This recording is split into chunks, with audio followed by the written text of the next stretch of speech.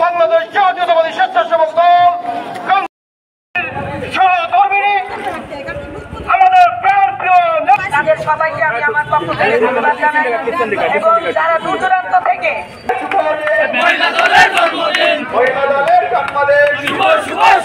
আমাদের শহীদ রাষ্ট্রপতি জিয়াউর রহমান সকল তিনি মনে করেছেন মহিলা দল প্রতিষ্ঠা হওয়া দরকার, মহিলাদের সমস্ত ক্ষেত্রে এগিয়ে আসা দরকার। তখন থেকেই কি আমাদের এই মহিলা দল প্রতিষ্ঠা এবং 46তম প্রতিষ্ঠা বার্ষিকী আমরা উদযাপন করছি। আমরা অনেক কিছু করতে পারতাম, বর্ণাঢ্যদের কারণে আমরা একটা র্যালি করে সবার মাধ্যমে শুভেচ্ছা জানানোর জন্য আমার এই র্যালি করা। ভবিষ্যতে ইনশাল্লাহ আমরা সবাই একসাথে দোয়া মাহফিলের ঘোষণা দেওয়া তেমনি।